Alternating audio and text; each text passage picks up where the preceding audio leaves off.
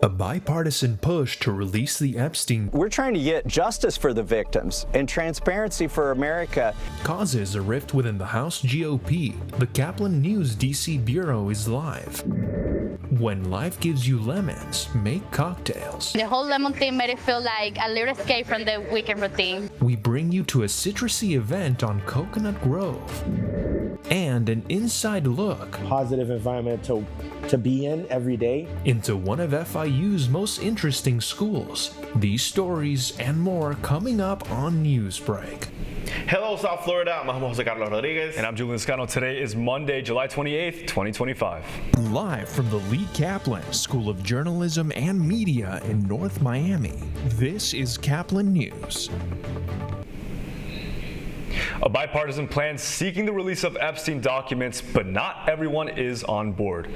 The battle over releasing unsealed documents related to Jeffrey Epstein ignites tension on Capitol Hill. This time, within the House GOP itself, Speaker Mike Johnson defends his approach as two lawmakers from the opposite parties demand faster action. Our DC Bureau reporter Laura Iglesias has more on the story from Washington. Good morning. Yes, I'm standing outside of the U.S. Capitol where pressure is mounting to release the remaining Epstein-related files. But that pressure is now sparking a division, especially among Republicans. Some want immediate action, while House leadership say that the process needs more safeguards.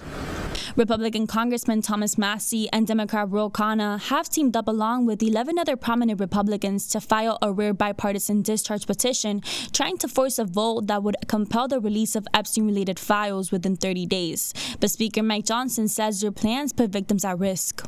Look, that's a straw man. Ro and I carefully crafted this legislation so that the victims' names will be redacted and that no child pornography will be released. So they're hiding behind that. We're trying to get justice for the victims and transparency for America.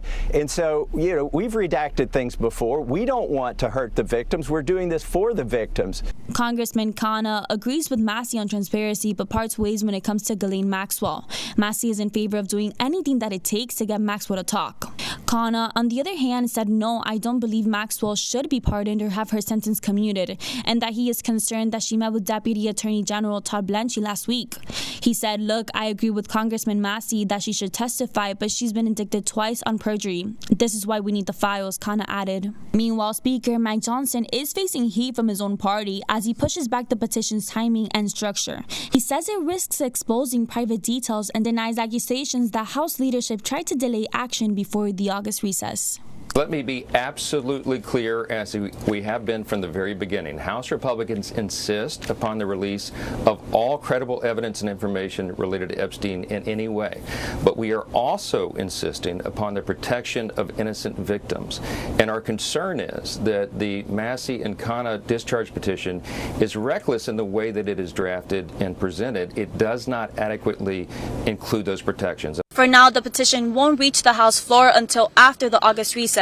But with pressure building inside and outside the GOP, this political tug-of-war over the Epstein files is far from over. Reporting from outside the Capitol for Caplin News, I'm Laura Iglesias. President Donald Trump is aboard this morning meeting with UK leaders. President Trump was in Scotland this morning meeting with UK Prime Minister Keir Starmer to refine a trade deal reached just last month. Treasury Secretary Scott Bessent is in Sweden for trade talks with Chinese officials today. We're going live in Scotland where President Trump is speaking. As I hear went there, he was the head of Harvard, and many other people that are very big people. Nobody ever talks about them. I never had the privilege of going to his island, and I did turn it down, but a lot of people in Palm Beach were invited to his island. In one of my very good moments, I turned it down. I didn't want to go to his island. Yeah. Mr. President, on Gaza, next time you speak to Netanyahu, what will you ask him to do? Say it one louder. Next time you speak to Netanyahu, what will you ask him to do? Well, I'm going to say, look, we're giving money and we're giving food, but we're over here and we're over in the United States, and I think I can speak for the Prime Minister. We're giving money and things. He's got to sort of like run it. We're keeping it live as it develops, but we'll have more information as it comes. President Trump is set to make major changes to the Federal Reserve. Last month, President Trump promoted board member Michelle Baumann as the vice chair of the central bank's board of governors. She is expected to slash banking regulations and make them simpler. In addition, the White House may be looking to cut more than 10% of the Fed's workforce in the coming years. Chair Jerome Powell will step aside at the end of his term in May of next year, or earlier if he resigns or Trump manages to fire him, which will accelerate all of these changes. The Trump administration reverses course, releasing billions of dollars in education funding it had quietly froze earlier this month. The move comes after weeks of uncertainty for schools and community programs preparing for the upcoming academic year. Our DC reporter Rosaura Mendoza is live from Washington and has more details about it. Good morning, Rosaura. Good morning. Yes, I'm standing outside the Supreme Court, where recent rulings have put new limits on executive authority, raising legal and political questions about how and why the Trump administration paused nearly $6 billion in school funding. That, for instance, the school district scrambled just weeks before the academic year begins. The abrupt freeze in K-12 education funding put public schools and nonprofit partners across the country in crisis mode. The money fuels essential services, from teacher recruitment and English learning support to student enrichment and summer programs. Without it, districts were forced to make immediate cuts, and some initiatives teetered on the edge of closure. The Trump administration defended the pause as part of a sweeping review, claiming some programs promoted so-called left-wing ideologies. The freeze unfolding alongside a broader push to dismantle the Department of Education itself, with widespread layoffs already in motion and severe budget cuts on the table. Despite growing alarm from school officials and lawmakers, the Department of Education offered no clear explanation for the freeze. But after weeks of pressure, the administration reversed course, authorizing the full release of funds just days before several programs faced permanent shutdown. But the funding is finally flowing again. School leaders said the disruption has already done damage. As they prepare for the upcoming school year, many are calling for clearer protection to prevent disruption like this from happening again. In Washington, D.C., for Caplin News, I'm Rosaura Mendoza. Animal rescue shelters across the country report sharp increases in number of animals being surrendered.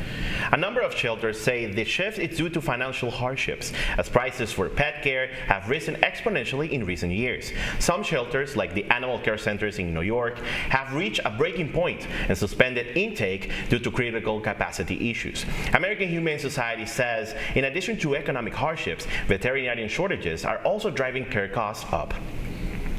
Panera Bread is shutting down yet another one of its fresh-breaking bread facilities. This move is part of an effort by the brand across the United States to stop producing bread from scratch.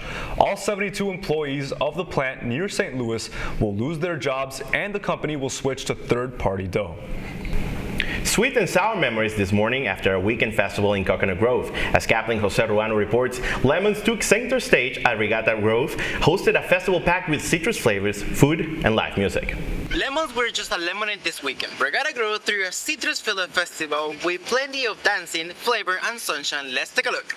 Regatta Grove hosted When the Lives Give You Lemon Festival, transforming the waterfront into a citrus-lover paradise. Hundreds of guests come in to enjoy the sunshine and celebrate everything lemon with music, food, and cocktails. The event featured specialty bars serving refreshing lemon cocktails, while the range of citrus-inspired dishes. A mixology contest keep energy, high bartenders crafting creativity, drinks to express the call. It was such a vibe.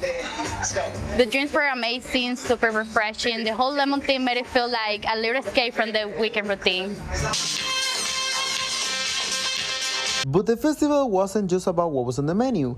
Live DJing sets and dancing keep growing moving well into the evening, with a vibrant setting along coconut crop and photo-worthy lemon decor. It offered guests a refreshing way to enjoy a classic Miami summer weekend. One thing is clear, lemons aren't just for lemonade anymore. From fresh flavors to sweet treats, they're shining at Regatta Grove. From Caplin News, I'm Jose Ruano. And something fantastic happened over the Baucus office this weekend. I would say 4 fantastic things happened over the weekend. That's still ahead, and so is the story. Every summer I do a cooking class.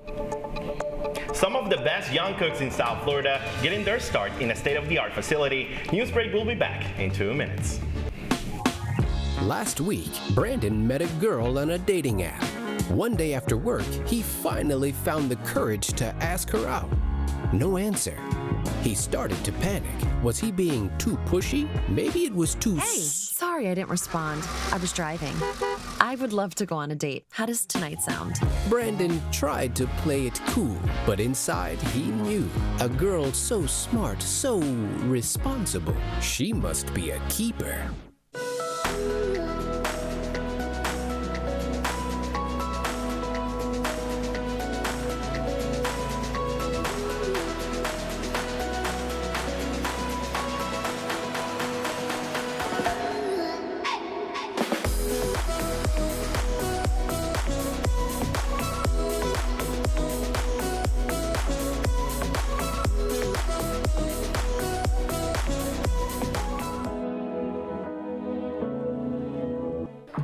How do you know when you've made the right decision? It's the feeling you get in your gut. The one that tells you what's right or wrong. It's the one that says, sure, I can have a drink. Or the feeling that says, okay, I've been drinking. Now what? It's the voice inside you that says, I'm buzzed. Better leave the car when it's time to go. Plan ahead. Catch a sober ride. Buzz driving is drunk driving. Every day, millions of people are connecting. And even though we're overcoming obstacles, watching each other's backs, and banding together, we should still make an effort. We should still make an effort to get to know each other on a deeper level. Father, cosplayer, mentor, actor. It's time we take a step forward. It's time we take a step forward. Come together and discover how accepting our differences can make us stronger.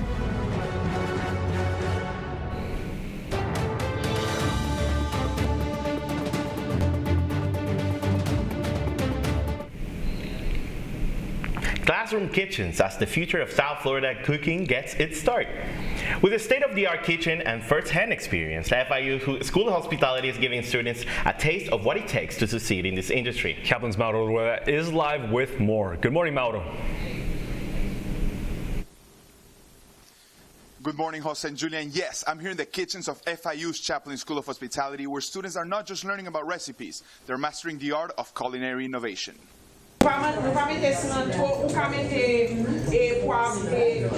These kitchens are equipped with professional-grade tools and appliances, giving students the chance to work in an environment that mirrors the real world. So we do have a lot of faculty with strong backgrounds in food and beverage.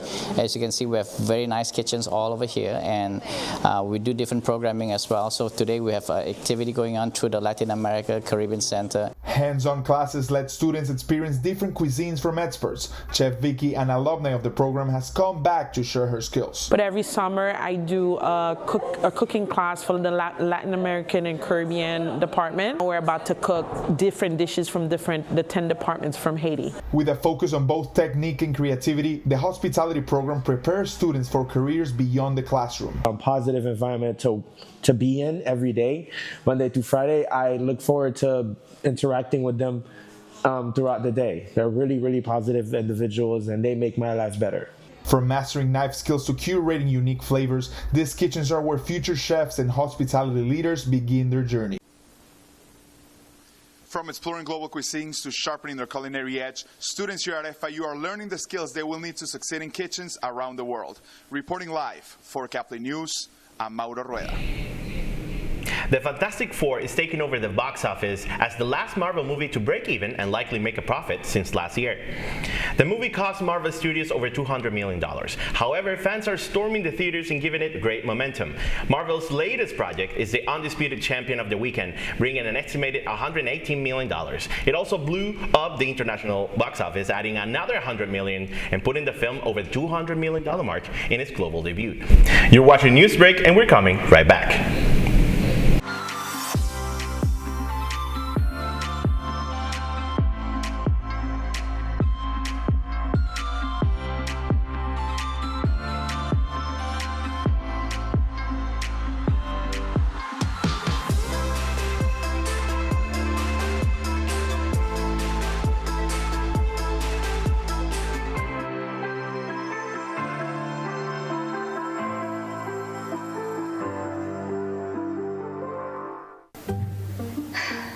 Really use a new tablet. I just don't have the money.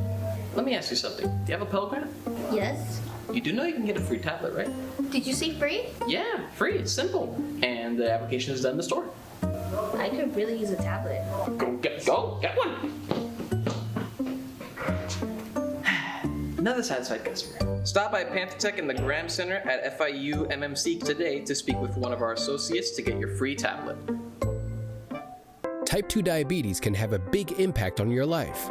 But how can it be prevented? Well, the first step is knowing if you have something called prediabetes. Take the 1-minute risk test today at doihaveprediabetes.org.